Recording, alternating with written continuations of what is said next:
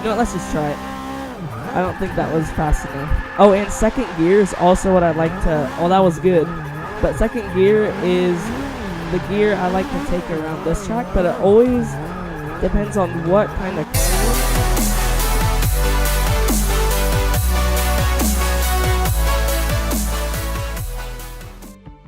Hey guys, welcome to another episode of Forza Motorsport 6. I'm going to be doing a tutorial on how to do a 360 entry.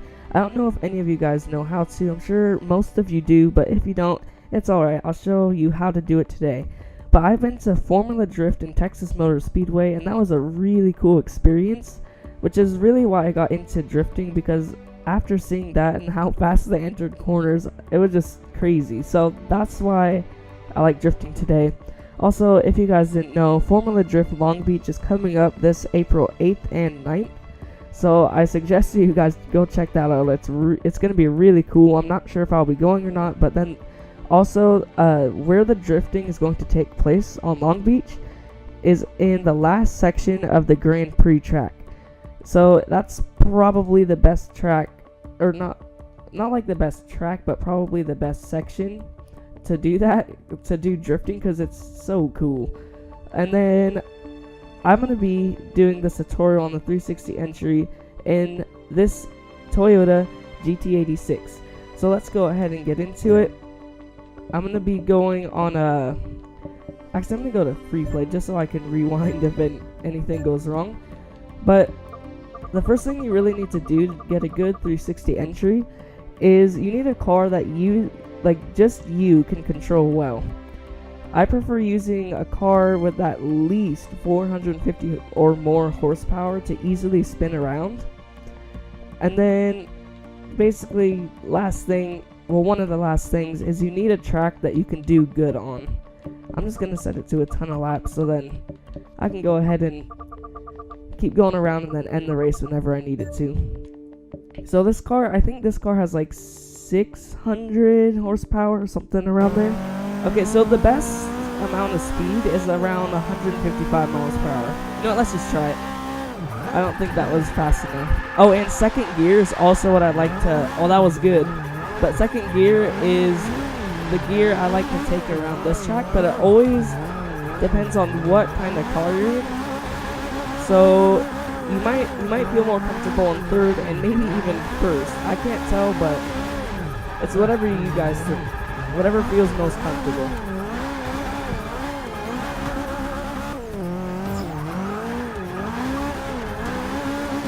Also, I like to... Oh, it always gets the gameplay drifting away. But how you really do this is I say get to 150... Oh, that was good. Basically get to like around 155 miles per hour going down this specific straight on this track. It always depends on what track you're on, what car you're in. So just keep messing around until you feel very comfortable. And then this is how you do it. So I'm going to start here, I turn right, and then tug on the e-brake, go all the way around while turning left, then I turn right, and then pull it all the way through. But that was a bad spot to start it, as you can see. But it's really cool. Like, when other people watch you do this, like if you're online drifting, it's gonna wow the other people when you get a really clean 360 entry and then hold all of your points coming out. That's very, very good if you can do that. Alright, so now that we're going to be turning right to do it, okay, so I'm around 155, just stay right here. So you turn left, e-brake while turning to the right. Now I turn left and then hold it out. Just like that. This car is as you can see, I can control this car very well. Like when doing 360 entry, just because it's a lighter car, so that's another thing to look for. You want a light car, so then you can just completely throw it around the turn at whatever speeds, I guess, as long as you can brake hard enough. But then you can do it pretty well. Let's try it here. Some corners like this, you can do it on a little corner. I didn't have enough speed to keep going through. Alright, so now that I'm turning left, I go all the way to the left side, turn right, and then e-brake while turning left, and then I turn right with my e-brake. Oh. Okay, pro tip, don't hit the wall. That'll help you out just a bit. Turn left. Yeah, some of the time, if you prefer to do it this way, you can. You can just completely power it through. Like if your car can get enough wheel spin, like I suggest using a car with 600 to 700 horsepower or above to do this way, but you can completely power through the whole corner without touching your e-brake. Ooh, that drift tap was kind of good until then. Okay, so you can kind of, if your car has, like I said, 600 horsepower and up is what I'd suggest. My gosh. But 600 horsepower and up, you can kind of, like, I'll be turning to the right, a right-hand corner up here, so I'll show you guys how to do it. I don't know if I can do it with going into a corner where you're on a huge straight, so you're getting all the speed, but you just keep powering left, hold your brake, and then, no, that didn't work. That didn't work.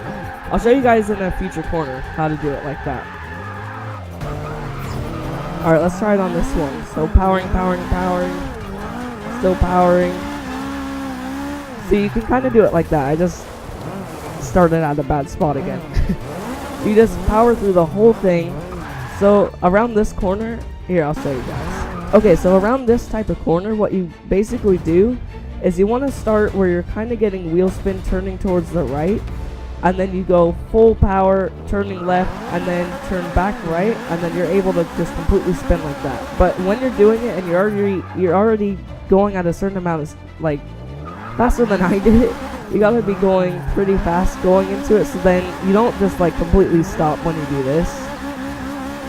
If you're going fast enough, it's just gonna carry through. You're not gonna completely stop right there, so I suggest going at pretty high speeds, because then once you're this way and flooring it, you're gonna start to basically stop your car without using your brakes. Gotta go MLG on this one.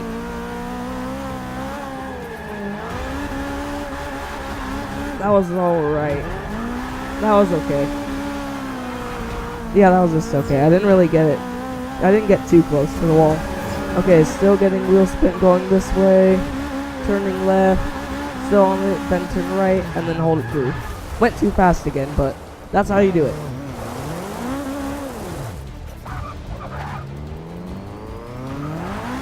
I don't know which one you guys will prefer, if just completely flooring it feels better to you, then just go with that one.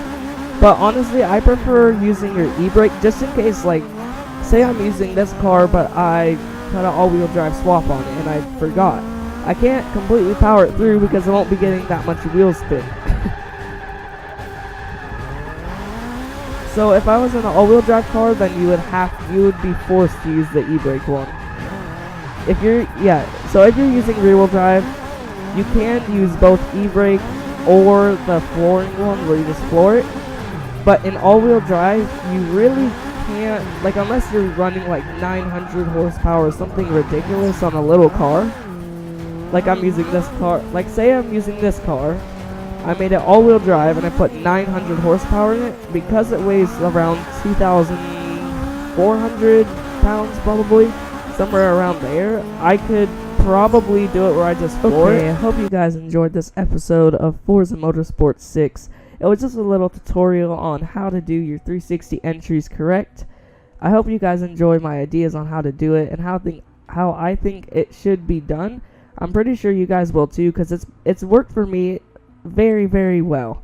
So I hope you enjoyed. That'll be it for the episode, and the next how-to will be on how to test your Forza Motorsport 6 car.